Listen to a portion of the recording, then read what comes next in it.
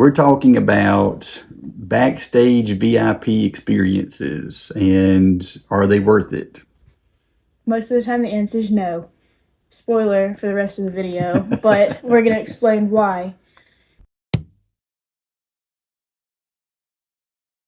So I've worked with music for quite a minute now. I'm in school for music business. So I know a lot about like how the artists work, how the managers work, and we've seen a couple videos on YouTube recently about other artists or other fans having VIP experiences and not necessarily having the best time. And ultimately the question comes back, is it really worth it in the first place to spend that money? Or maybe you have the high of it initially, and then a week later you're like, gosh, why did I spend all that money? So we're gonna hit a couple points here of like what I think about VIP as a whole. So when you think VIP, you're thinking, I'm gonna go meet this artist, we're gonna talk, they're gonna shake my hand, we're gonna get a picture, maybe get some free merch or something. Well, not free because you paid like a cajillion dollars to be there. First in line for merch. But you get merch. And recently, a lot of these VIP packages have fallen short of what people really want. Just for you, we're just pretending everybody doesn't know. VIP is very important person. And when it's kind of sold as that, it's like, hey, you're going to get better treatment, you're going to get more access, you're going to get all these extra perks for what, $2,000 to $1,000 or more, even for some cases. Yeah. And unfortunately, the vast majority of them, I don't feel like you're getting your money's worth. No. I've witnessed and worked a couple VIPs just at smaller venues of pretty big artists, and they are very odd. Yeah. They don't, if you think you're going to go and get to talk to people and connect with them, it's not going to happen. You're not going to do that unless you have a smaller artist. We have one coming up. We have Fozzy coming to town, and Fozzy has put out themselves. It's Chris Jericho and band. If you don't know Chris Jericho, he's a wrestler / singer, and he's even put out his own video trying to encourage people to come because of what he would like. So you come in early. Now, the downside is it's several hours before the performance, but you get to listen to sound check. They do some Q&A. I think they give you like a signed picture, and then you can get 2 items signed. And it's about $250 a person, I think. So, I mean, not too bad. But you're talking about a smaller venue, maybe 20 to 30 people, I'm guessing, because the place itself is not that large. But I think that's kind of the anomaly. Right. If you have like a younger artist, we heard like Nita Strauss is very, very good.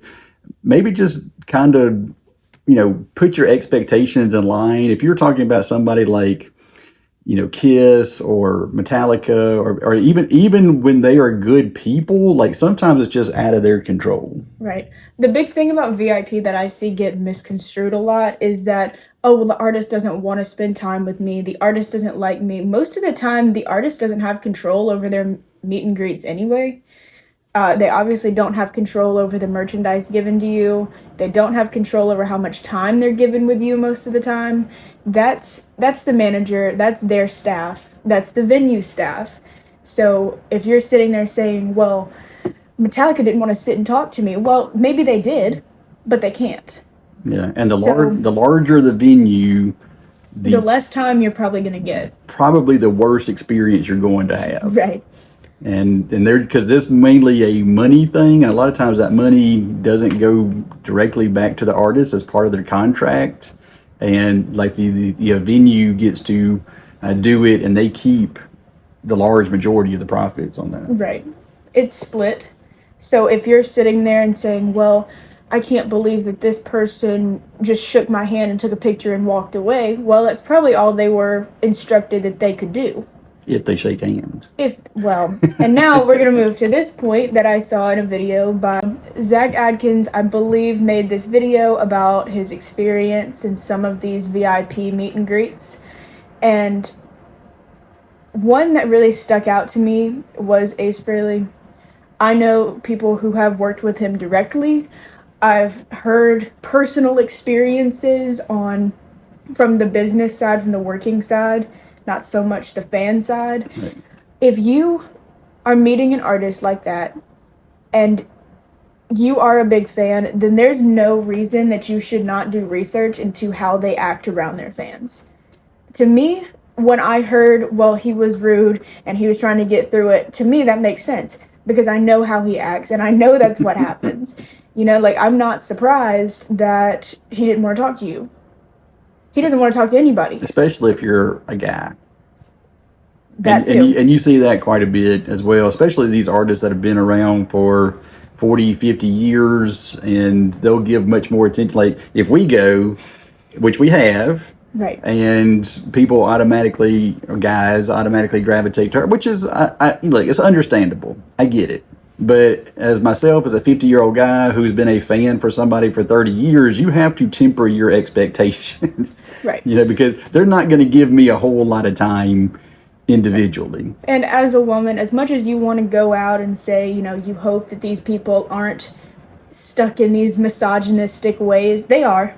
I hate to say it, but a lot of them lived through being a rock star in the 70s and 80s. Women didn't have a very good reputation at that point being around rock stars. It is a different time. It's different. But now, you know, you can't really teach old dog new tricks and be like, oh, well, now they're really grateful for their 50-plus-year-old male fans.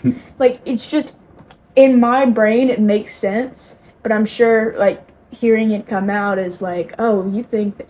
I don't think this. It's true. And what about the story of the particular artist who gave his hotel number and phone number and told other people to scout the crowd for hot chicks? And this was this year. And this is not like, it's not a rumor that this stuff happens. It really does happen. Mm-hmm. And that's something, as like being a fan of people for so long and then getting into the music industry and actually working with these people and working with some of these stars from the 70s, 80s, 90s, whatever, it's not all rumor. You know, this stuff happened and it still happens. Yeah. So, I mean, I've heard stories of women getting their husbands to go to meet and greets for them because they don't really feel comfortable going themselves. Which is, I get it. I absolutely get it. Yeah. But or the pictures where the girls get to be up close and have their arms, and the guys have to be like, here's your spot, here's your ex up here, and we're gonna stand behind you and you know, give you a peace sign or something like that. I mean, that still happens as well.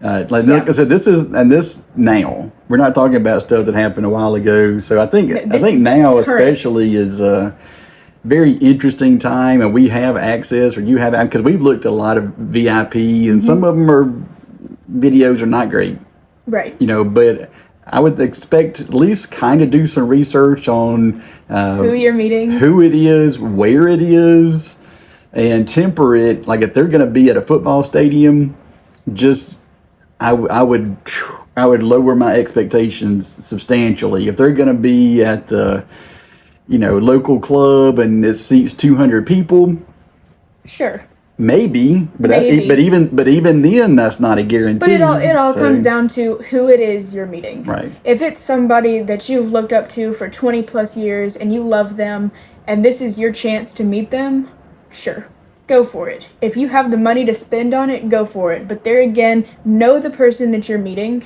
and if it's somebody that doesn't really have the best reputation of meeting fans, then understand that you might have a similar experience. But there's also the saying, don't meet your heroes. Right. So I think for some cases it could leave a sour taste in your mouth. Right. that, hey, I spent it, because the two things you don't talk about or mess with is people's monies and people's kids. I mean, and when you talk about people's money, especially in this economy, if somebody's dropping $500 to $1,000, I mean, that is not insignificant anymore. Right. And if you do that expecting this and you get this, I mean, I don't see how you cannot be upset with that. I mean, it's almost just like you're setting yourself up for failure. Right. Well, there's tons of people out there who have met these stars and they're like, I loved them and then I met them and now I still like them, but I like them less because I'm not really sure how I feel about that experience. And then there's some people who go and have the time of their lives. And I think it's all based on expectation. And like I said, if you're meeting somebody and they don't have the best repertoire about meeting their fans, don't think that you're going to be different. Don't go in and expect, well, I'm just different. Everyone likes to think that they're the main character of their story, and everyone likes to go in and say, well, they might have gotten this experience, but I'm different because I'm insert here why you're different. You're not. Because to these people, money, money. That's all they care about. You're next. You are next in line, and they have to meet you before they can go take a shower and go back to their hotel. Yeah. And at the end of the day, that's what it is. But some people are super, super grateful that people pay that much to see them. Like, some people go out of their way and they are beyond excited when their fans want to come meet them and get things signed. And those are the people that I think the VIP is worth it. Mm-hmm. If you can genuinely make that difference and say, I spent this money, but I felt like they appreciated me, I appreciated them, it was a good experience. So maybe tailor it to people who are either beginning or maybe not as famous. I mean, we live in Georgia, the Atlanta area. We went to a free concert. One of the band members there is, who was in Stuck Mojo, Fozzy, Rich Ward. He was helped Shout out Rich Ward. Yeah, setting up his own equipment before. They do a lot of stuff in the area. And we just like, hey, let's go see if we can get a picture real quick. Yeah. And man, he gave us hugs and spoke to us and took pictures. I mean, and this guy has been famous for over 20 years. I mean, so there are people like that out there as well. Right. Same thing again. I worked a show recently and I met a couple members of Sister Hazel, which is a pretty big band. They've been famous there again for quite a while now. And honestly, they were some of the nicest people I've ever met. Like, when we were setting up their equipment, they were super grateful. They were, they're on time. They stayed after the show to meet their fans for free, no charge. And those are the people that I'm like, I would go see them again. And I would even be willing to pay for a meet and greet with those people because they are really grateful for what they have. Yeah. Same thing, like, I think Alice Cooper has had really good meet and greet experiences too. If we're talking big name rock stars that people love to meet, that he just really enjoys his fans and he enjoys what he does. So when people pay to meet him, he is grateful that they are there for him. Versus some other ones that you're like, hey, I'll shake your hand. Okay, bye. I'm done. Like, I can't do this anymore. And Alice Cooper still sounds great. If you haven't seen our videos, we got a couple. We still have some more coming. I just didn't want to put them all at the same time. But, I mean, props to Alice Cooper for still going strong. Right.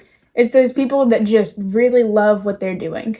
And they don't do it for, because they have to. They do it because they want to. And those are the people that if I was buying a meet and greet or a VIP package, that I would go out of my way and say, yeah, you know what? These are good people that I want to talk to. I would put down a couple $100s for these people. The moral of the story is if you don't have super high expectations and you have lots of money, sure. Okay, then go for it. Otherwise, you may want to kind of temper it to either smaller locations or maybe people who are just up and coming or maybe not as famous. Right.